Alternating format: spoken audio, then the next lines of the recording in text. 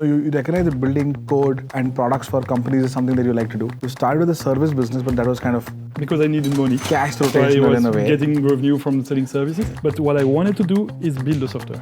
Did you overhire, or was it still kind of investment in the product? Which At would the take time, I was super stressed. Now I feel like I did the best I can do. Because when you raise money, you want to go fast. First time of my life where I had to fire people that I liked. That's the risk of open source, right? Because people learn it on their own. It's one of the risks of open source. Another one is that it's a winners takes all market. If you are not the number one, you are nothing. So tell me, Fabien, about you started coding very young. Very young. Yeah. You run $1 billion revenue business today, yes? Right? Yeah, multi-billion, yeah. Multi-billion dollar business, and you base it out of India, but you started coding very young. Tell me a little bit about... I'm a developer, that's what I like. Even though today I'm CEO, founder, whatever you want, I'm still a developer in my mind. Because I like intellectual and challenging stuff, and development is interesting. You can always learn. And I started very young to develop a lot of things. Tell me about your childhood. Like, how did you get into this? Just had an old computer, Atari, with a manual. So I learned on the manual, and then it was a time that there was no internet, so you had to learn everything on your own. And just learn like that. I developed games, and after games, website, and after website, virus, and after virus, antivirus. And it grew like that. And I've also always been passionate about businesses and entrepreneurship and companies. So I was reading a lot of books on the topic. And how old were you? Tell me about your home, family. My family is the opposite of me. Okay. So my dad ran an auction house. So it's everything about antiques. Oh, really? Old stuff. And I'm more in the modern way. But still, he was an entrepreneur. So I learned something very important and valuable from him is to work hard. He was working super hard. Even today, he's still working super hard. Okay. And that's probably the best thing I learned from him. Wow. And where did you grow up? In Belgium. So it's a small country, Belgium, in the French part of Belgium. Okay. So we speak French. It's like, Belgium is 11 million of people. Correct. So it's super small. So when you are in Belgium, you basically, the business, you quickly have to expand and go to different countries. So you start in France and then Netherlands and then grow up like this. Okay. And where did you study? I studied in a small city called Louvain-la-Neuve, Polytechnic Engineering, with a specialty in computer science. But I didn't go to courses. Okay. I was more doing fun, party, and organizing stuff, and I run my business also on the side at the time already. So was it Odoo or was it somebody? It was the different product. It was not Odoo, but it was the same company. So I had lots of different activities. At the beginning, I did management software for auction houses. And then e-commerce. So started from home? Started from the friends of my father. Okay. And then I did some e-commerce and then developments on demand for customers. And at some point I said, okay, I stop everything and I focus on one thing that I like, business software. Okay. And how old were you when you did that? Today I'm 44. At the time, you mean? When you started this? I sold my first development at 13 years old for a taxi brand. And you're 13 years old? Yes. So it was a friend of my father. Okay. But I developed everything, accounting, invoicing, and for him. So I started early, which is good because you have nothing to lose. No kids, no wife, no. So you just have your time and you can spend time developing the business without any risk. While you were at school on the side, this was like a hobby? Yeah, it was. I was spending more time developing, working for clients rather than going to courses. And I had my first employee while I was still a student. So it was funny because at the time of the exam, I still had to work and learn everything. So I was in a small student room. I was learning my exam, and next to me, there were 2 or 3 employees doing the job for the clients. Wow. But tell me about how did this go from a hobby and a side gig to becoming your full-time thing? At what point did you take that plunge? So after I graduated, I went full-time. I had a lot of different activities. I even had a fashion brand where I was selling T-shirts and things like that. But I wanted to do something to fix a very complex problem. I wanted something like you take years or decades to do. And so at some point, it's okay, I stop all these activities and I refocus on one thing, which is business software, make company more efficient, which is a very complex challenge. Okay. And so I stopped all the other activities and I refocused on this, building accounting software, website, inventory management software, manufacturing, everything. And did you build it out as open source, or was that something that evolved? Yeah, that is very important. I am passionate about open source. I only use open source software. It was my passion before being my business model. So I started Odoo as an open source product just because I used open source only, and that's what I do. And but it took me 15 years to understand the business model based on open source. Because open source is complex. It's free. It's guaranteed that it's free to use. It's free to modify. It's free to distribute. So it's very difficult to build a business model on top of it. Correct. So how did you think about that? At the beginning, I started as a service company. Went fine. I was developing. So when you say service company, like, break this down for me, as if I don't understand this at all. So I had this software that I built, and then I came to client. What do you want? You want this feature, this feature, this feature, and I was selling the time to develop these features. Yeah. It was good, but as you do that for a few years, after a few years, your product has tons of features. It's very complex. You do a lot of things, but because you developed everything people ask for, but it's not a clean product that you can sell to the mass. And in addition to that, a service company business has low margins. You basically sell your time. Okay. And I wanted to do a software vendor business model where you sell the software and not your time. Correct. But that requires way more margin to invest in marketing, research and development. So I had kind of an issue. I was always very tight on cash. For a few years, I had zero at the end of pretty much every month.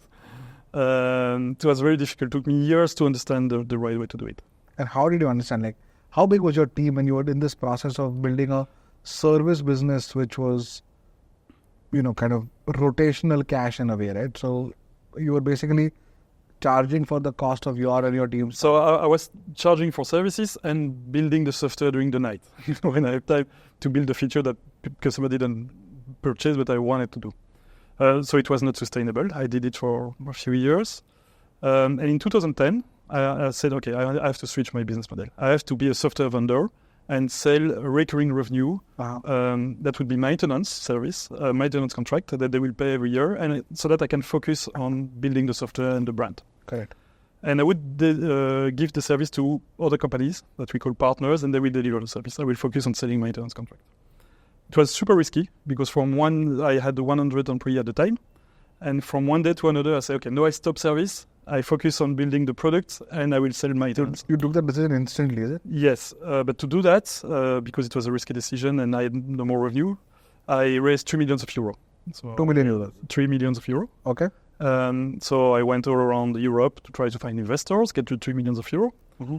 There you feel super rich. You're like, wow, I'm super rich, 3 million euros. I had a bank account at €0 at the end of every month. And then you start recruiting like crazy, developers, and I will be able to do everything I want to. Refocus the business model, stop service, sell maintenance contract. So maintenance, because we were open source, maintenance was just upgrade and support, if you have questions, and that kind of things. And then I recruited like crazy, and 1.5 years later, I had no more money. I burned everything. And then it started to be difficult. Anyway, we still grew. Did you overhire, or was it still kind of investment in the product? Which at the time, I was super stressed. No, I feel like I did the best I can do, because when you raise money, you want to go fast. Yeah. You don't want your cash to be on your bank account and stay there forever. You want to use the capital, so that you grow. Yeah. And that's what I did. I used it. And where were you based at that time? In Belgium. In Belgium. You want to go fast, but you shouldn't go too fast to not burn too much, because you cannot go below zero. Yeah. And at the time, I just did right well. So I burned very quickly and then stabilized. But forced me to take very difficult decisions. First time of my life where I had to fire people that I liked. It was very hard. I remember a night we had to do the listing because we had to cut costs by 30%. I had to do the listing of the people I will fire the next day. It was super hard. So it was not as clean as it should have been. We went a bit too fast, but we really grew fast, and it worked. And the switch to the business model more or less worked. So we had maybe 20% of our revenues as service, and the rest were maintenance contracts. And so we could grow on that because now we had recurring revenues with higher margins, and so we could invest in research and development and in the marketing. What year was this, Fabien? Which year? Which year? That was in 2010. 2010? So I had 2010, 31 years old. Wow. So I sold maintenance contract, and then open source kicked in. Open source, every people were purchasing these maintenance contracts for the first year. And then second year, they said, it works. Why should I pay for maintenance? The software is free. I can download it. I can use it. Yeah. At the beginning, I needed your help. Now that it works, I don't want to pay maintenance. Correct. So I was losing all my customer on year 2 or year 3. And that became very complex. That's the risk of open source, right? Because people learn on their own. It's one of the risks of open source. Another one is that winners takes all market. If you are not the number one, you are nothing. It's a very hard market. I can explain just after. Yeah. And so I get all these clients moving, and so I had to do another switch in the business model, which is to go open core and say, okay, 80% is open source, but I will develop a few features that people will have to pay to get them, so that I can build a real recurring business where people stay as a customer, not as a user of the product. So we are talking about open source. You said why it's difficult is that open source for me is like in economy we would say a transparent market. You know, where you can test every software and you use the one you prefer, the one which is the best. So it's completely transparent. You can really judge because you download the software, you play with it, you see the source, and you use the best one. And because of that, you cannot have policy of differentiation. You cannot create differentiation based on Salesforce, on slides, marketing. No, people just download and test your software. And so there is like a concentration effect on the best one. Correct. So they test everything, they go on the best product. And the best product get a bigger community, bigger mass, and because he has a bigger mass, he evolves faster. Correct. So it's a winner takes all. If you are number 2, you are nothing in open source. You have to be the number 1, which is very hard because there is in each market there is only one place to take. I didn't understand that at the beginning, fortunately, because I started as the latest one, and it took me years. But then I built the best product. If I have to summary what we succeeded is to do a great product, much better than everything else. And at the end, the best products always win. And because I focused on that, at some point I became the best. And when you said you were the best product, was it at affordability? Was it that the product always worked? Was it the very rich features? How do you define the best product in like an ERP or in the kind of this? It's what we do is we help people do more in less time. We help employees in companies be more efficient. Whatever the employee, you could be a worker in the warehouse, a cashier at the front, an accountant who record invoice, a recruiter who recruit. We make every job position way more productive. And that's how our major success is, that you have an impact in the companies. And we had that. There was management software for managing your process, from quotation, sale order, invoice delivery. Software did that. But people suffer from that. These software were complex. People had to record a lot of data in the system. Nobody liked them. And so a lot of sometimes they make like the teams less productive. In a way more, because you had less paper and less communication, but they were also losing a lot of time recording data, using a software they didn't like, and so on. We did differently. We said management software is not for manager. Management software is for the people, for every users of the company. And if you make all your employees become more productive, then the company will be better. And so instead of focusing on management software, like they were always beautiful dashboards for the CEO and that kind of thing, we said, okay, we'll focus on making every user way more productive. And that paid off, but it took time. And the other were focusing on accounting, on workflows. Obviously, we had to do that. It's the minimum of a management software. But making productivity software was new. Okay. And that includes also making it affordable to SMEs, because this complete software where you have your website, your accounting, your inventory, were not accessible to SMEs when we started. Costed millions. And what changed is that we made it affordable. Like in India, it's 580 rupees per user per month, which is basically nothing for all your company. Wow. And how long did that transition take to like kind of focus on productivity? But product it's a long-term game. It took us 20 years to get to the level we are. And it's not finished. I still consider that we have a lot to do. Amazing. And what brought about the? So let me get this clear. You're someone whose father was in selling old stuff, auction house, you started building software for his friends Yeah. in different spaces. You recognize that building, you recognize that building code and products for companies is something that you like to do. You started with a service business, but that was kind of Because I needed money. cash So I rotational was in a way. getting revenue from selling services. But what I wanted to do is build a software. Yeah, and then you raised a couple of million euros, Yes. but burned through it quickly, and then kind of reached a place where building a product on productivity of employees is where you found your core. How long ago was that? The last switch, the key switch to the business model where we succeeded to be cash profitable, we said, was 7 years ago. 2017. Yes. Wow. It took time. For 15 years, I came back home, said to my wife, it's not good enough. We don't grow enough. Something's wrong. The business model is not good enough. Took me like more than 10 years to understand what to do. And also because I was passionate about open source. So moving to a 100% open source product to something where it's only 80%, but 20% is for free was against my philosophy. So in a way, I think I was hiding the solution to me. And I missed the obvious, which is because now I sell this 20% of extra feature, I could afford to recruit way more developers, hundreds of developers. So I contribute much more to open source than what I did before. Correct. Because Big picture thinking was more. Yes. So I was more like, I was focusing on having 100% open source rather than saying, should I recruit way more developers? And only if 80% of them do open source, it's better contribution to the world. And in 7 years, how has that journey been now? It's crazy. It's still today, we have 4,000 employees, more than $500 million revenue, and we continue to grow at more than 50% growth per year. So just this 4,000 employees, yes, more than $500 million in revenue, yes, and we grow 50% every year. Yes, so just this year we'll recruit 2,000 people, and the next year more than 3,000 people. Explain your market share across the product suites that you have. Our market share is easy, 0.1%. Nothing. Because we address all small and mid-sized companies. And most small and mid-sized companies, they have nothing. It's a large market in every country. We are in pretty much every country in the world. And they have nothing. They use spreadsheet, they have a website on Shopify, they have a Tally for accounting, they have MailChimp to send email, but nothing well integrated. Including us, by the way.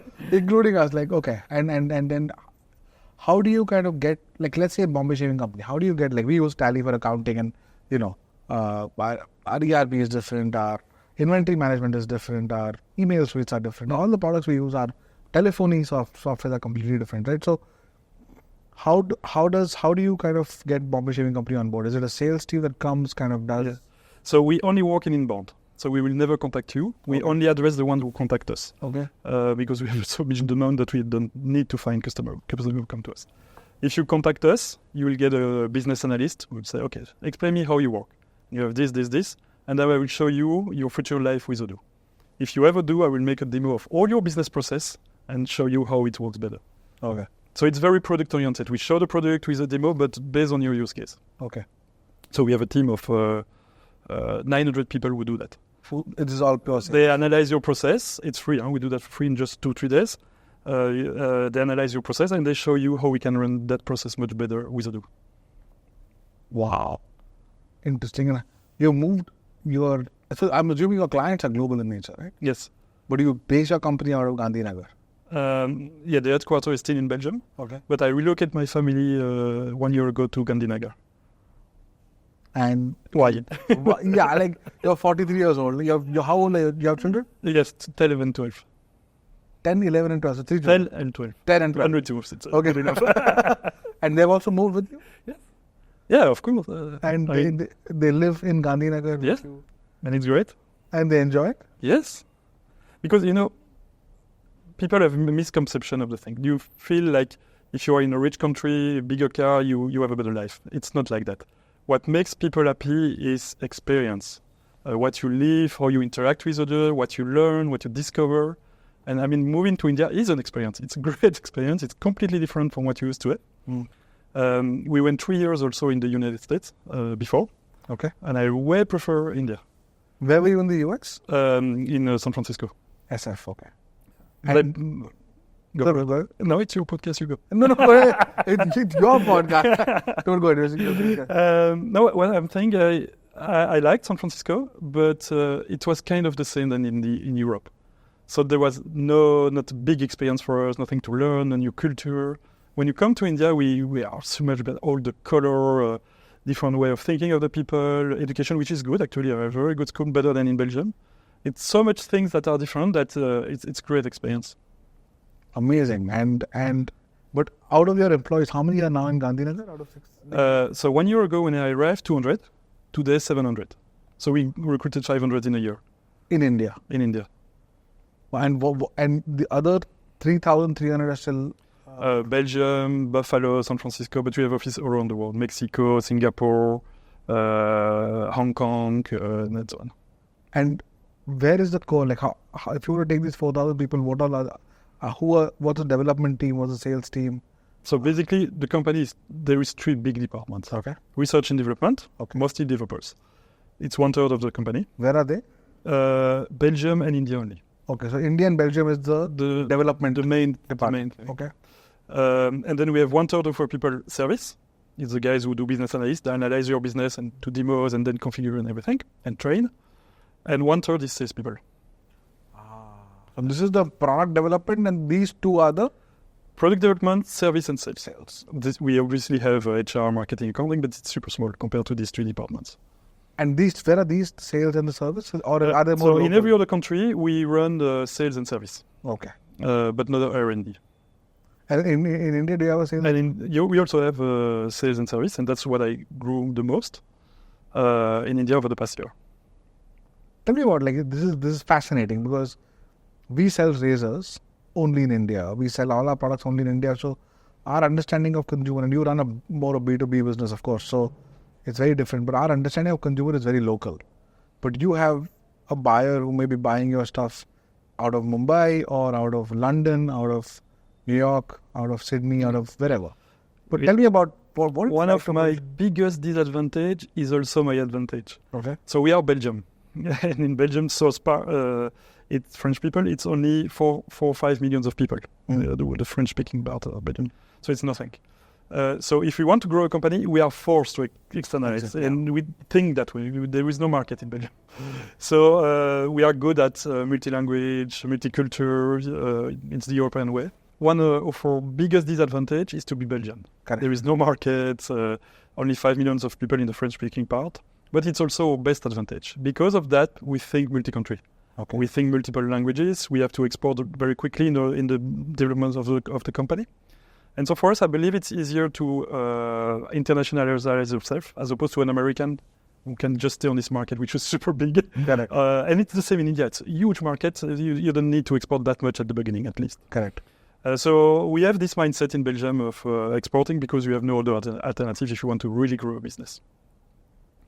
So it's kind of the same thing we are good at. The software was multi-language on day one. Okay. Nobody would do that. On day one, it was already multi-language. And then we developed accounting in 200 countries, which is very complex. That must have been very difficult, right? Because compliance is different from one country to another. But because we are good at multiple language, understanding other cultures and so on, we developed 20 countries. Okay. And things like that. Maybe we should come back to why we went to India, because I don't answer that question. That's very interesting. So you were so I'm just trying to understand this, right? So you raised capital, you expanded the business, you got into a space which you understood, you made it, you were philosophically open about open source. When you found your fit, that's when the business started scaling. Mm-hmm. And then you moved to India, right? I think that is a unlock that you did. Talk about that a little bit. Yes. So in India, we had a lot of activities, a lot of partners, so companies were selling services on Odoo, but none of them were working on the domestic market. Okay. All of them were development companies were selling services to Americans, Europeans on Odoo software, but not the domestic market. Okay. So as a result, our sales in India were very low. But it's a huge market. I mean, SMEs are growing like crazy. Okay. Middle class is exploding. 1/5 of the world population. So everything is there in India, and they all speak English. Super easy. at least the business people. Correct. And so we were missing this market because all our partners were focusing on selling at higher price in different countries. So I came in India for that, to solve this challenge and say, okay, there is a massive market here. We have a service offer. We have competencies.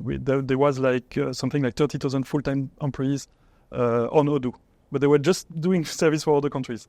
Let's retarget to serve the domestic market. Okay. And that's what I did. I came here to move the company from one step higher. And so we started to accelerate massively a year ago on the domestic market. Wow. And who are your first few clients in India? Like, how has that experience been in kind of taking your product to an Indian SME, to an Indian client, selling it, and then working with them? So India is complex because it's super price sensitive. Correct. And Odoo, our strength is to be the best of the market. But Indians, they are not like Americans. Correct. Americans, they choose the best product. They say, I want for my business, I want the best. They just pick the best. Indians, no, I want the cheapest. Yeah. And so in a way, it was difficult for us because we had the best. But fortunately, because for open source business model, of way of working with the mass, our costs are super low. So we could adapt to the Indian market and offer a price that fits the Indian market. So we could come at the price is 580 rupees per user for all the applications.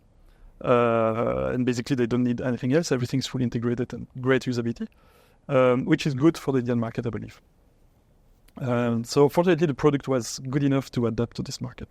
Also talent, right? I think if you are able to get into the Indian market at a client service standpoint, either for product or sales or service, I think you get access to really good talent in India that can service your global ambition. But that's what we were doing since 15 years. Okay. But it's clear that in order to drive your cost low, because it's one of the way I see Odoo is we succeeded in two things: great value for the users, so the best software at affordable, at a low price. Okay. That's really the two things I focus on. So over the years, I only decreased the price. And in a way, India helped a lot. Because, for instance, when you buy your subscription at Odoo at 580 rupees, it includes unlimited support.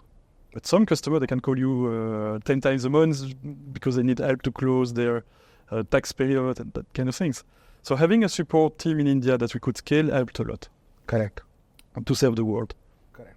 So you, out of these 700 employees in India, how do you divide them across R&D? It's the same like in Belgium, one third. 1/3 R&D, 1/3 service, 1/3 sales. Amazing. All in Gandhinagar. All in Gandhinagar. And why Gandhinagar? I've opened a lot of countries, like maybe 15 countries or so. Location is not important for us. We are internet-based. We can address our customer from pretty much everywhere. What matters is the person who created the company. The success of a company is the founder more than the location. Correct. And so the way I work is that when I want to open a new country, I search for the right person first. And the person usually decides where we open. And in that case, it was Mantavya Gajjar, our director in India. I worked with him. Mantavya Gajjar. Okay. I worked with him 15 years ago. He was still a student. I was at the beginning of Odoo. I noticed this guy was very good. And said, okay, I want to do something with him. And we said, okay, let's create a company. You manage it. He was living in Gandhinagar, so he started in his home, Long before work from home was a thing, right? Yes. And so we are in Gandhinagar because he lived in Gandhinagar. Was it a conversation that was easy with your family? Yeah. My wife is very aligned with me. The kids, they have no choice. But my wife is aligned. She wants experience and learn, and it's more important than being comfortable. Mm-hmm. So it was an easy decision. So Gandhinagar. Yeah, perfect. And even now, when I open a new country, I never choose a tier 1 city because Gandhinagar was probably the best decision I've taken in terms of opening an office. Because for us, what matters is not the business. We need cities where obviously there is lots of universities, smart people, and so on. But more important than everything else is retention of the employees. If you want to build a business for the long term, being able to keep your people on average 7 years or 6 years instead of 3 is a game changer. Correct. And when you are in Gandhinagar, rather than Bangalore, Delhi or Mumbai, it's much easier because salaries are a bit lower, so you can pay more than the average because people there are more loyal and that kind of thing. So you can offer a better environment. You are not next to TCS or Google or Microsoft. Yeah. So and that's actually very, very good. And now when we open a new country, we always do that. Like we have an office in Buffalo. Nobody goes to Buffalo, but super great city. We never go to T1 cities. Buffalo to New York. New York, instead of New York. Wow. Like, contrast the experience of opening an office in India, the talent in India for you. Like, you come from Belgium. I think, I'm not sure I know anyone from Belgium who's come and set up an office in India and hired 1,000 people. Like, I don't know that, right? So, given that you've done this in 15 countries, contrast India and the talent here, the culture here, the life here, to, let's say, China, Belgium, the US, Mexico. So all of them are very different. India is the world of possibilities. Okay. It's basically you can do everything. It's not perfect. It's not going to be always perfect or on time, but you can do everything. The American is a world of perfection. No. You have to build something perfect, and if you do, it has to be the nicest user interface, the nicest. India is very price sensitive. Mm-hmm. Price really matters a lot, way more than other countries. Mm. What else? I really love to work in India, especially in Gujarat. They all have an entrepreneur mindset, which is great. It's a core business model to support entrepreneurs. So working with them is great. Yeah. You're absolutely right. Even when you look at our distributors, our shopkeepers, whether it's a small business person, a large business person, they are 2-3 things I love about them. Number one is they are they're people of their word. Yeah. They don't, they always, they live up to their promise. They deliver. They will tell you bad news if there is bad news. But they're honest. They don't cheat. They're not people like, people from Gujarat are actually they're reputed to be very stand-up people. Second, they have very strong family values when it comes to business. Yeah. Like the families get together, they talk about what happened in the business today. They all think entrepreneurship. They're very entrepreneurial from a young age. That's something that surprised me. When you go to a library in Europe, all the books are fiction books. You will only have that. And then I went to a library in Gandhinagar, and it was 50% of the book were about entrepreneur, lifestyle, things that you don't find in libraries in Europe. Wow. It shows really people are reading, learning, wants to develop their business. It's a good mindset. Amazing. And it's also like, I think in India as a country, because reputation-wise globally, there is a lot of, even in the previous podcast, there's a lot of acceptance in terms of people coming back. Of course, incomes going up. The kind of talent is becoming a lot better. We've always been an English-speaking country in the sense that English was always a second or third language for anyone in India. Mm.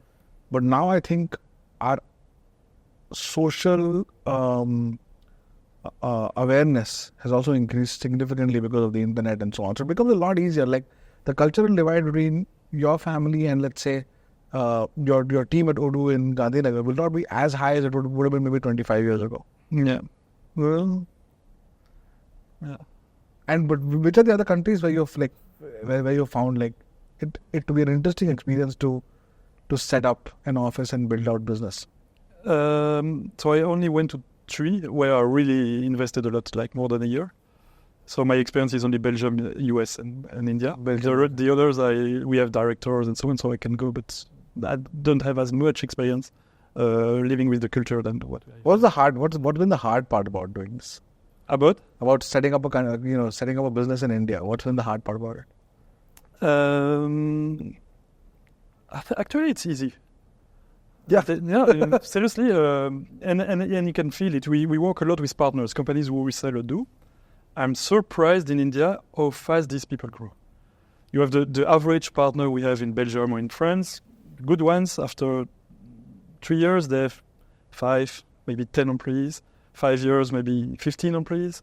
Here we have partners in India, after 5 years, they have 200 employees. Are you serious? Yes, a lot. I feel like most companies are growing faster here than what we used to see in Europe. And that's because the market you're able to capture the market? You have 7 to 8% growth of GDP per year, which is already huge. But they have the capabilities of selling to higher countries like United States and Europe. So they have very high margin, especially in service companies where they sell developments. And you have a real pool of resources, smart people, basically kind of unlimited pool of developers if you want. Yeah. In Belgium, we have 3 universities in the French part of Belgium. The biggest one, the largest ones of the three, is producing 80 developers per year. 80 developers get graduated per year from the biggest university. Can you? So for a company like us, who just in Belgium, we need to recruit 200 minimum developers per year. You don't have it. Here, it feels like it's by the thousands. Hundreds of thousands, yeah. And do you find good talent? Like instantly in India, Yes. you find people who are able Yes, to yes. quickly ramp up? So there is a mix. Maybe I can compare education with my kids. If you look at education and talents in Europe, everyone will be good. So everyone will be from good to very good, but everyone will be there. In India, you have a bigger, broader range. You have much lower education, but you have also higher education. Yeah. So if you go for the top 5%, top 1%, in India, you get better than in Europe. But you have to go to this top 5%. The top 5% in India is smarter than the top 5% in the US or in Europe. But the average in India is much lower than the other Also, countries. I think it comes down to like a large number of people. Large number of people who choose development. That, and you have a big difference between the different educations, different boards and so on, where in Europe, pretty much every university has the same level of education. Correct. There is not a very high one, and a very complex one, and a very simple one. The standardization is a lot higher. Yes. Understood. And do you see this as a long-term thing to be in India? No, unfortunately, we'll probably go back to Belgium in a few months. Okay. But I will surely come back because I'm sad to come back to Belgium. And you're going back because, is that because the center of gravity of The the company? business is there. We do 2 or 3% of our turnover in India. Mm-hmm. So I needed to come to help go to the next phase. But now that it's done, for 2%, it's not justified that I stay here. I have to go with the team that grow. But now the Indian company is in a super growth speed up. But they are growing like close to 200% per year. Mm-hmm. So I just need to wait a few years and it's going to be Come important. back here.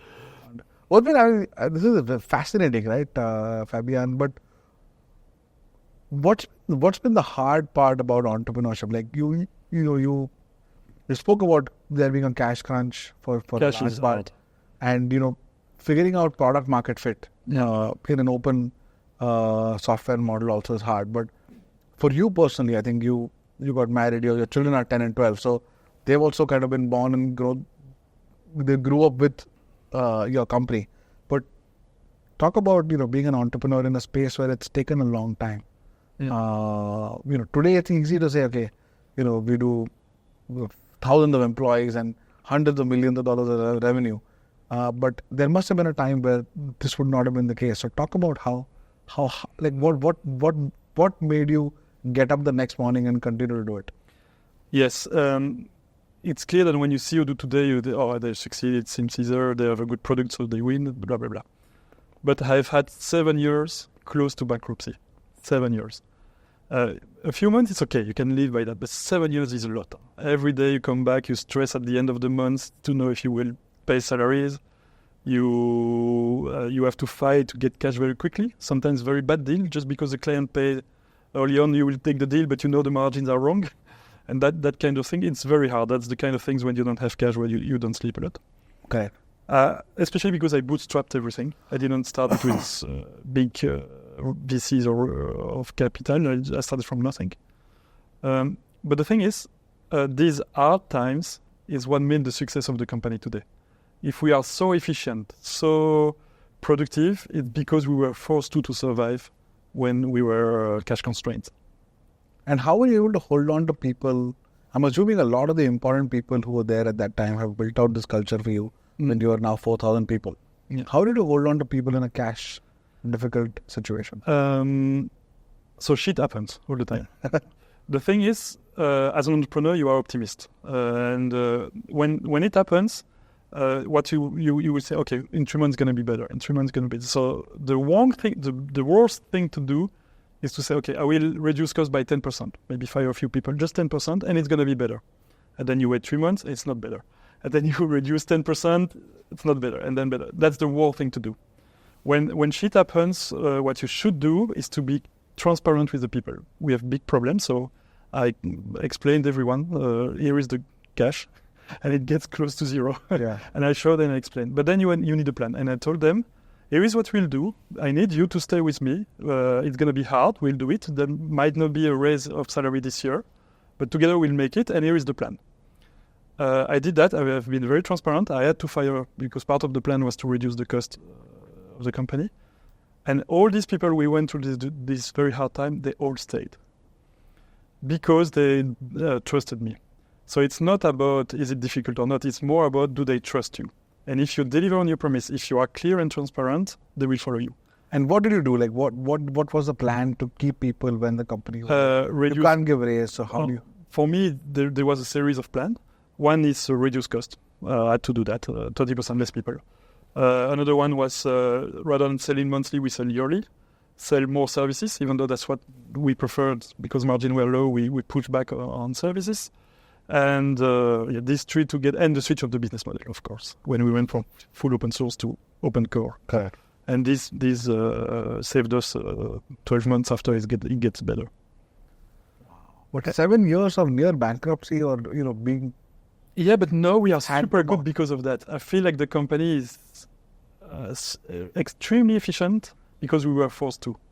We couldn't spend too much money. We couldn't spend on inefficient things. We couldn't defocus ourselves. Everything else. When you don't have money, you have to choose your battle. You cannot do 5 things. You have to do one and succeed this one.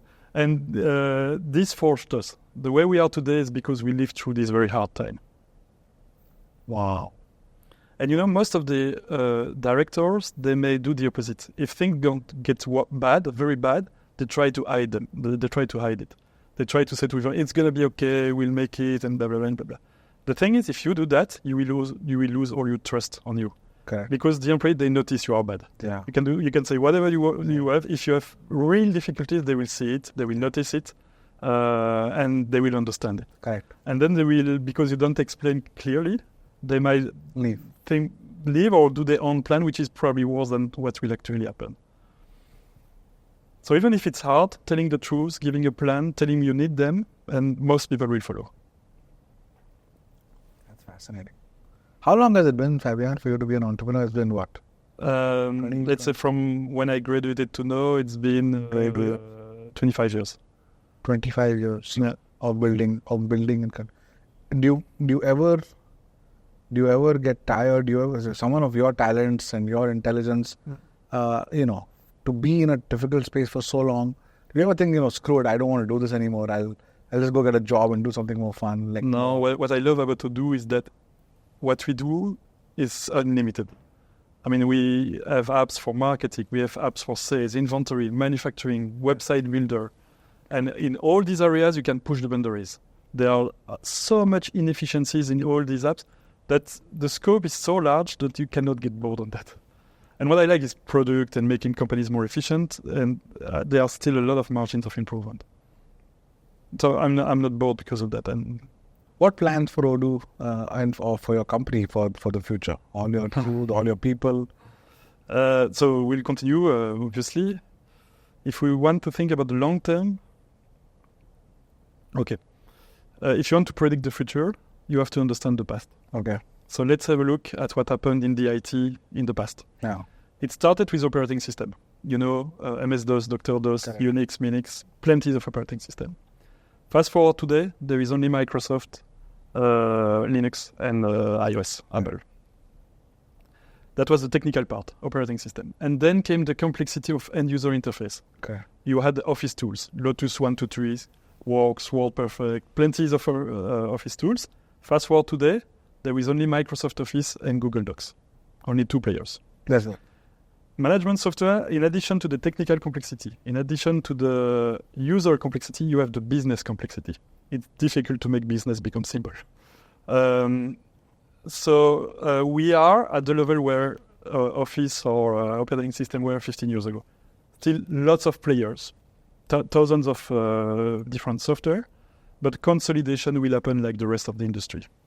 And I know that probably, I don't know if it's in 5 years, 10 years or 15 years, but it's going to be the same. 2 or 3 will remain and we'll have the whole market. It's going to be a commodity. Everyone will use the same software and it's going to be only 2 or 3 players. So to answer your question, my plan for the future is to survive. So be there for as long and then you'll be just survive. Wow. And is capital a part of that? Do you like? No. Is the business now creating a lot of capital, more than you need, or? Yes. No, we don't have the issue of cash. We can have as much as we need. And is it profitable now? Is it profitable? It's cash flow profitable. So we get more cash than we can spend. We are recruiting as fast as we can, and it's even not enough. Wow. It has not always been like that. But you know what? It feels good to say that. But it comes with different difficulties. Yeah. When we had cash issues, it was our main focus. Everyone was aligned. We have to be efficient. We cannot spend too much. We have to be profitable. We have to make these deals to get the money and so on. Everybody was aligned. And that was, in a way, our source of motivation. We needed to survive. And at one point, I switched the business model. 1 year after, everything went super good. We started to have a lot of sales, lots of cash and everything. And then I've seen the motivation of the employees decrease. They didn't have this need to survive, to fight for getting the sale and that kind of thing. So we had to find our motivation elsewhere, in the product, in helping our clients. But it was less sexy than surviving. Yeah? You think, I think it's a good question, actually, because there are, people say there are teams and there are leaders and there are CEOs who are wartime, and there are teams and leaders and CEOs who are peacetime. Yes. And both of them, like wartime, like you're saying, when you're struggling for survival and month to month, you're struggling for payroll, but you're really putting in your best work. Mm-hmm. Wartime CEOs and teams make a lot of difference. But in peacetime, I think protecting your core, making sure growth is stable, making sure you're investing in processes, systems, which make your company sustainable. Those are also equally important things. So I think they both teach you different things, but like where you seem to be someone who I'm a wartime one, yeah, for sure. You get bored with inaction.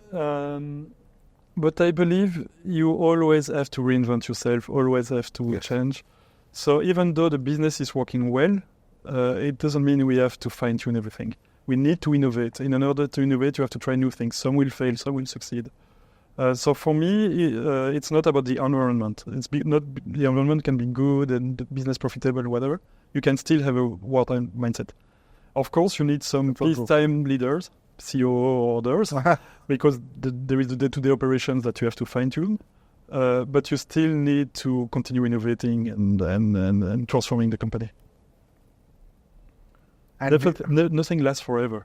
Yeah. And so if you have not the mindset of moving ahead all the time, you will have a time where it's not gonna work. Building for 25 years, Fabian, tell me a little bit about what are the principles of entrepreneurship that have kind of remained stable for you over these 25 years, whether when you were a young service company to now a much larger open source product company, and it's been 25 years, which is, I think it's like 4 cycles, right? So what are some of the principles of entrepreneurship that you have now kind of hard-coded that this is what will build out great businesses, or this is what you believe in, your beliefs around building great companies? Yeah. One is product first. Today, even as a CEO of 4,000 people, I still spend 50% of my time on the product. The product is what makes the company grow, that pulls everything forward. If we sell so much, it's because sales are easy, and sales are easy because the product is super good. So product first. Research and development, innovate, focus on always improving. Another one is, strangely enough, when we are 5, 100 or 1,000, the culture of the company is basically the same. Didn't change. The values we had, what are those? What are your values? Like, what are your core values? Let's say the people ones, I believe in 3 things. Evolution of our people. Everyone needs to evolve in salary, but also in learning, responsibilities, and so on. Strong responsibilities to everyone, and autonomy, a lot of autonomy. So, evolution, autonomy, and responsibility. Okay. I can explain with examples. Yes, please do. We have business analysts. They transform small and mid-sized company. You come with your process, and they will say, okay, we'll organize this, and it's complete transformation for the company. It's strategic projects. When we recruit business analysts, they are project owner, transforming companies on their own. Obviously, they have coach, but they are not part of 5 teams. They are responsible of their client, and they deploy from A to Z.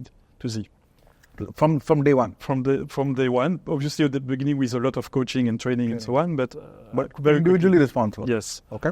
Autonomy, everyone can decide. Pretty much everything. And we even train people to that, because most of them, they are not autonomous. Yes.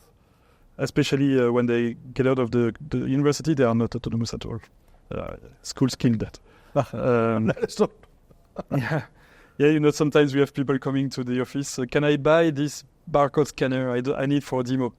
And what do you think? You decide. I mean, if it was your own personal finance, you could decide for €50 budget. So, and a lot in companies, people feel like because they are in a company, they won't decide and kind of super easy decision. That is so true. So you have to train them. You have to tell them, don't ask me to decide. You just don't answer the question. You decide. You probably know the answer already. And evolution, it's investing a lot in the people. Training them, coaching them. Mentorship, moving them from one company to another. Because when you change country, you learn a lot.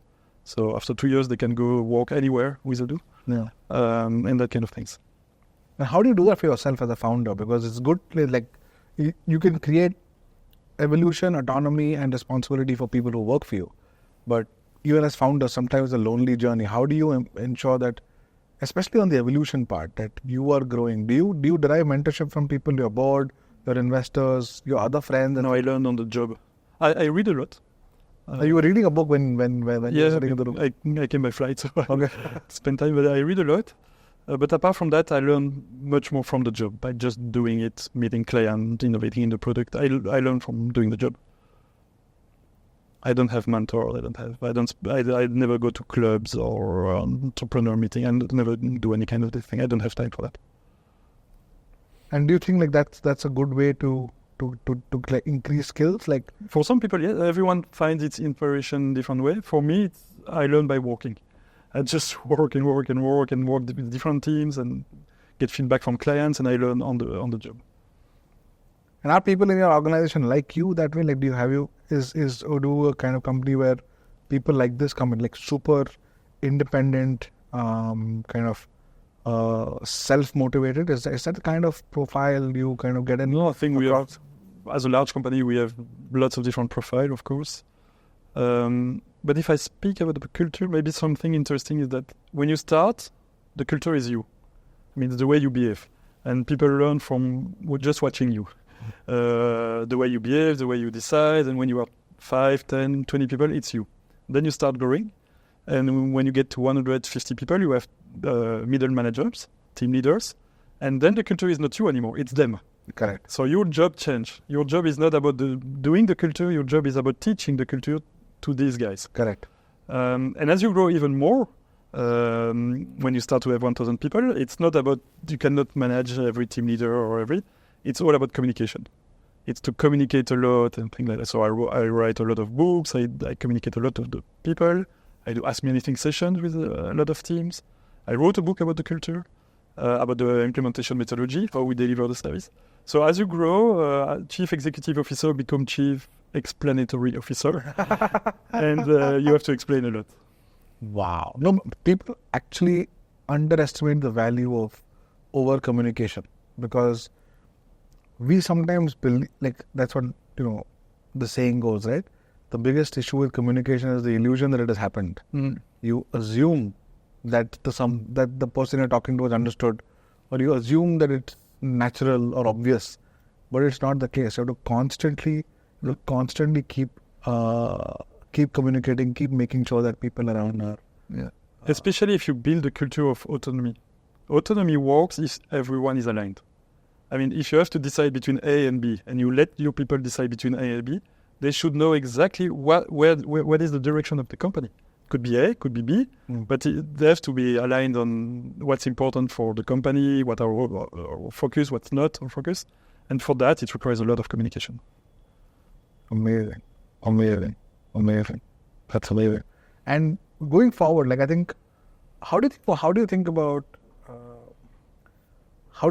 like legacy building, or in like at your scale, like this is now surviving to become the to be the winner take all, right? And you're well on your way there. I think you've found a great place in the world of business, right? For yourself.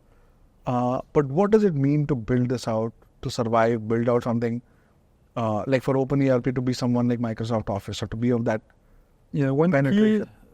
challenge for me was to say, okay, 50 people, you are super efficient. How do you stay that efficient with 4,000 people and after for 10,000 or 20,000 people? And one thing we do well is that we refactor the company continuously. Okay. For me, companies are like software. You have to refactor it. Because Say more. What does that mean? Complexity always creep in. You let people do, there is always a manager who wants to launch a new initiative, create a new product, or says we do an exception because he wants to meet his quota. And all those things create complexity because you have to deal with it after in the company. And you have to refactor and kills a lot of things and simplify all the time to be sure the company stays super simple. And that's so hard, right? Yeah, because everyone wants to add something, wants to add complexity, build new things. Nobody wants to remove something. Wants to simplify your process, and if you build a culture, that's one thing we succeeded at Odoo, is to build a culture of being ultra simple and refactor continuously to be sure we remain simple. And how do you tackle it when you start seeing complexity come in? Like, do you immediately remove it? First, there is a culture of decision. So we let people decide a lot, but we have to train them. And most of the time, the right decision is to say no. When someone wants to add something which is a defocus, which is an extra exception, which is, if you want to remain simple, you try to avoid exceptions. So that first needs to be ready to refuse a lot of things. It also allows you to go faster. If you do less, you can drive faster. And then you have a of not accepting something inefficient and continuously refactor and improve to be sure it's perfect. Amazing. And your family, like your father was an antique dealer, or your wife, your children, what do they think about the size of the business and the kind of things that you have created? I'm sure they must be proud, but did they ever like they've just supported you throughout? Did they ever think that this could be this big? Even myself, I didn't know. When I was a student, I said my goal in life would be to have three kids and 3 employees. I have only 2 kids in the world. And would your kids be your employees? Then it changed. When I was 22 or 23, I don't know, I said I want 100 employees before 30, and I failed. And then I said I want 1,000 employees before 40, and I failed. No, my next goal is 10,000 before 50. You're on your way there. I always fail by a few months. So it's a failure, but not a big one. Not really a failure. Okay, understood. But where do you derive happiness and satisfaction from? What I like is to build things. I like to have an impact. I like to see our clients be way more efficient because they use Odoo. To transform companies where people say, wow, no, my job is much better. That's really where I get my motivation, satisfaction. The kick, yeah. And I like to build things. I like to work on the product, make it better so that we can improve their life. If I go on holidays, I get bored. I need to continuously build value. Have you been like this since the beginning? Yeah, always. Yeah, I would say most of the time my wife go on holiday without me. Really? Yeah, I get bored on the beach or because I mean, for me, it's way more fun to have an impact, to transform companies, to improve a product, to continuously think about challenges. That is fun. To build something, it's great. It's intellectually interesting, and that's where I find my pleasure. Do you follow the entrepreneurial ecosystem in India now that you've been here for a while? Not so much. But you believe in the market of India growing and kind of a lot. Otherwise, I wouldn't be here. Yeah. What have you seen that has surprised you about the country? Mindset of entrepreneur. Yeah. The fast growing and so on. Fast growing. The fact that companies grow much faster than what we used to see. Everything's feasible. I mean, in India, you have a market for everything. You sell something super cheap, you have a market for that. You sell something at average price, you have a market for that. You have something high luxury, you have a market for that. You have basically a market for everything and for everybody. Correct. So it's really a land of whatever the idea, you get something. Correct. You can develop on that. Correct. Yes. No, a lot of good things. And culturally, you feel it's similar to like So our culture is autonomy, responsibility, and evolution. Correct. I do believe that it's universal. Everyone in the world, they want to be autonomous. They want to evolve. Everybody, even the ones you feel they don't, they at their own scale, but they want to evolve. Correct. And they want responsibilities. Obviously, in India, people are less used to an autonomy. Hierarchies are very strong. They respect it. They don't say no. They don't criticize. They don't. If they disagree, they won't tell it. But still, they are in need for that. Correct. So our culture of saying, okay, we want people to be more autonomous. When we say that in Belgium, it's there. In India, it's here. But they are used to that. Yeah. So it's still very important. Much higher. Yeah. So it's a universal value, but the level they expect and get is different from one country to another. What keeps you up at night today? The same product. Finding good features that will allow an accountant to be 10% faster, or a recruiter to recruit more or easier, or someone with an entrepreneur that have no design experience to design his own website in a few seconds. These are the kind of things that I continuously think about is how can I make the product so that their life is going to be better. So I think it's fascinating to me how, like you even said, 50% of your time is spent on product despite having 4,000 employees in 15 countries and running a $500 million business. That's actually very fascinating. Do you directly still work on features and put them in and so on? So I'm a developer. I don't have time to develop myself. I only do it on the weekend. But I'm involved with a lot of specification, testing, even testing the competitors, the other products, solving the issues of our customers, that kind of thing. And that's what keeps you up at night? Yeah. I really like that. So the way I work is that I only work for the long term, mostly. So my role as a CEO is to guarantee that the company will have more than 50% growth in 3 years. That's my role. This year is guaranteed. Next year is pretty much guaranteed. My role of CEO is in 3-5 years, we need to keep 50% growth minimum. So I'm mostly involved in a long-term project. Product obviously is one, because that's what drives growth for us. But I'll spend a lot of time also on internal efficiency. New department to be very efficient, solving when there is a bottleneck. That's why also I came to India, is that the company didn't grow a lot. So I changed that. What I don't do is the day-to-day. I won't sell, I won't do service, or if I do service, it's just because I want to improve our methodologies. Correct. To be sure that we go one step further or more efficient. Understanding the customer. Not to serve one client. I don't sell, I only do the transition so that the company gets better. If you were to start a company, Fabien, today, and it was not Odoo, what space would you choose, given your skill set? Like I would do Odoo. There is nothing better I can do in life. That's what they say, right? Any decision of the teacher is about passion, opportunity, and skill set, right? And do you think for you, other than Odoo, these three things would match? Yeah, I'm passionate about entrepreneur and business and so on, about software development and making people's life better. These three are reaching the mark. And, most people spend like 1/3 or half of their life at work. Yeah. It's a lot of time. So if you can make them a little bit more productive, less recording of the manual recording of data, more access to information. Yeah. The impact you have on these people is 50% of their time is huge. Because a lot of people are suffering from not being effective, of doing administrative job, or boring repetitive tasks, or not having access to the data. We always think about helping people in their life, but 1/3 of your life is at work. Yeah. So if we can have a leverage on that, and I have one with Odoo, I feel it's very important. That's amazing. I can give you an example. Any job position, people are used to it, so they don't notice the inefficiency, but pretty much every job position is super inefficient. Take a recruiter. Human resource, they recruit people. Correct. If you have a recruiter, sit next to him or her and check how he works. Okay. You will see that 50% of their emails is about scheduling meeting.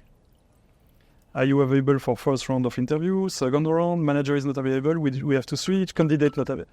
50% of the email is scheduling meeting. Can you imagine 50% of your time doing administrative task of scheduling meeting?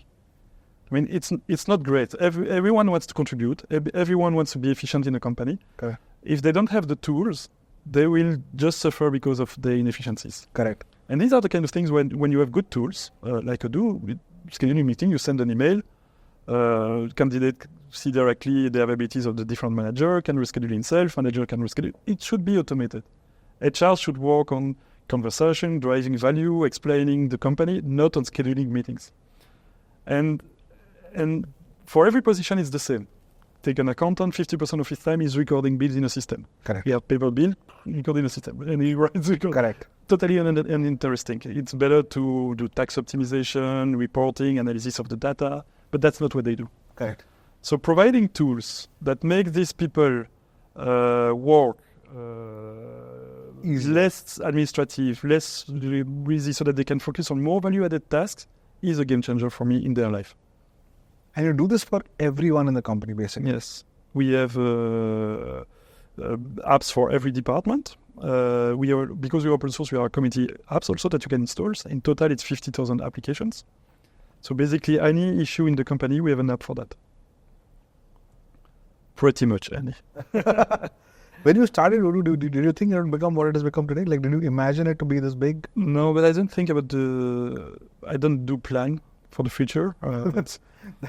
As an entrepreneur, yeah.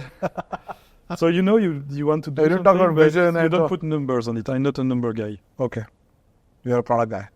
I'm a product guy, value guy. I'm thinking about the value, and I know if the value is big, the rest will follow. Correct. But I'm not focusing on the numbers. Amazing. Is Odoo what you want to do till you retire or till you till you're on this I planet? think I will be bored one day. I mean, there is so much to do, so much inefficiency at work, so much people who suffers from not having tools that there is always room for improvement. Amazing. Fabien, I think this has been you're such a sharp conversationalist. Like your everything that you've said has been so sharp and on point.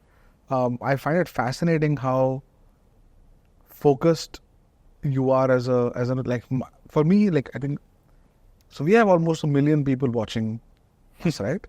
And India is in a stage where we are becoming a lot for, India has been a service, like, India has been like Odoo in a way, right? We've been a service country for the longest time, agriculture and services, right? We are now becoming more manufacturing, more productized, more entrepreneurial. Younger people are becoming more entrepreneurial. Risk appetite is becoming a lot higher. Like you said, the middle class incomes have gone up. So people are able to take these calls much earlier in life. So people who are watching us and who are watching you, I think it's fascinating how much clarity of thought you have in what you're building. It's genuinely fascinating. And, our core focus has been on, like, if there's anyone who is watching and they're wondering whether to start their own business and how difficult it is going to be, I think listening to people like you on being resilient and focused and being super clear about what you're doing with the outcome being a byproduct, not the outcome being a goal on day one, I think is inspiring. But if you would kind of before we end, if you were to kind of talk about one piece of advice for people who are watching, and they are much younger people, they're probably 22, 23, 24. Who wants to become entrepreneur? May want, thinking about it, wants to do something, but is very ambitious. Even if it's in a job, or even if it's in their parents' business, or even if it's in their own business as an entrepreneur, or doing something meaningful. Yeah. What advice would you give them from your own experience? Just do it. If you have an idea, just do it. Don't wait for an idea. If you think about something, just do it. Because a lot is about the journey, not what you achieve. And you can only start the journey when you start doing stuff. And a lot of people are waiting for the right idea, the right business model. And actually, I got my business model after 15 years. So it's just, and I do believe a lot about execution. The strongest skill you can have is execution. It's not about business model ideas or whatever. It's just about learn to make things happen. So yeah, the best advice is just start and do it. Yeah, in your case, I think 15 years is a long time. We spoke about, being in a place where you have to be, was difficult, you have to let people go. Do you think that kind of resilience is something that can be learned, or it's something you're born with? Or you just have to prepare yourself? It's like... Yeah, when you are forced to, you learn it. You have no people other would have option. given up. So... Like people would have given up in your position, right? A lot of people may have given up and said it's not worth it. But I think that every company will suffer at one point or several times. The difference between a successful company and a not successful is just they just survive during the difficult times. Because it's normal to have ups and downs. If you don't have ups and downs, you are not growing as fast as you could. Correct. You could do. It's just normal. You have ups and downs. The difference is the ones who survive during the downs.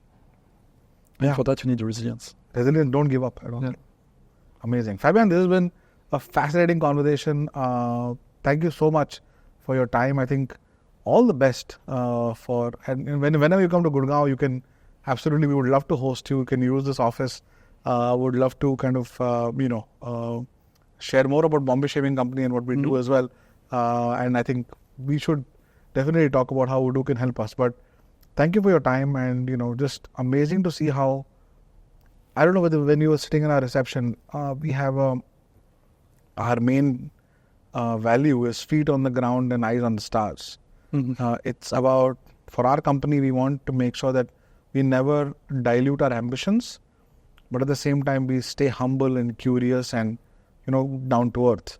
And seeing the kind of person you are, like, you are just so, for someone as successful as you're so normal and no airs and honest, and it's amazing actually. Like, everyone is just human, No, I know, but anyone in your situation would have actually, come in with a large team, worn, super fancy suits and, all of that. But you seem like a really down-to-earth guy who's achieved such amazing things. So I think for me to just sit across you and learn, and even for all of us, has been amazing. And I think you're the right example for anyone who wants to be an entrepreneur. I think it's amazing how you do that. Good.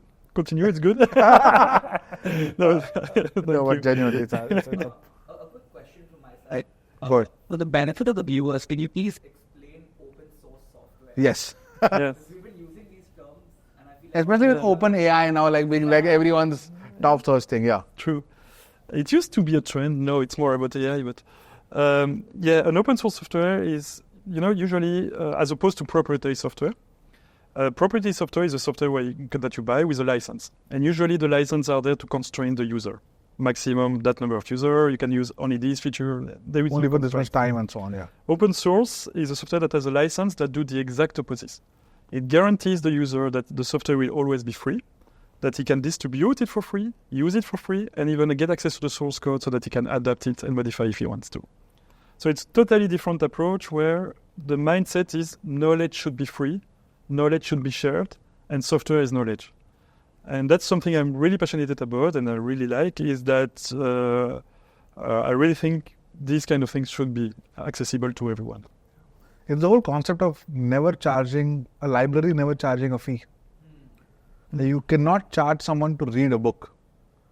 You should not, because knowledge is free. So the whole idea of open source is software is free, plus you can do whatever you want on it. So if you have a developing team, they can change. So for example, if Odoo is working with us, we can change it with them on specific requirement for us as well. And with open source come an open mindset. Yeah. Obviously, when you are with an open source product, the company is different too. The company is more open. The company works with communities. It's not only R&D. So we have a lot of people contributing to the software, rather than just your own R&D. It's also more open in terms of transparency, explaining everything. So, for instance, at Odoo, we disclose all our numbers, all statistics, everything, because we have an open mindset. So open source actually just creates an open economy and an open culture. Yes. Yeah. Wow. And it's the source of a lot of valuable stuff. Like you see, internet, Android, your phone. Lots of those things are open source. Did you see that transferring into like very honest conversation between your employees and like a culture of transparency, even at the lower levels with your clients? You're always honest with them. Like the fact that you guys work on open source all the time. Do you see that reflecting in the way even your service teams, your sales teams? A lot of our clients actually consider us as partners, not as suppliers. That's why we call because we work together. We develop together on the same software, on the same platform. They review what we do. We review what they do. So we really collaborate on pretty much everything, at the technical level. On the sales level and marketing level, it's nothing about open source, because open source is a great development model to work together and build a software, but it's not a business model. It doesn't help to get revenue. Yeah. It's anti-revenue in a way, right? Exactly. So you need both. You also need a business model in addition to the development model. You found a way to merge it with that 80-20 freemium model, like you say. Awesome. Fabian, this is awesome. We do have a gift for you. Yes. We do, right? No. We absolutely must, for your time, for your effort, and for everything that you stand for. Honestly, it's not something big. It's just. Are you flying out today? Are you flying? Yes. Wow. Yes, but here you go. It's a full-fledged hamper. Do you have a bag? Because I am flying. What we will do is we'll get courier to your office. Oh, wow.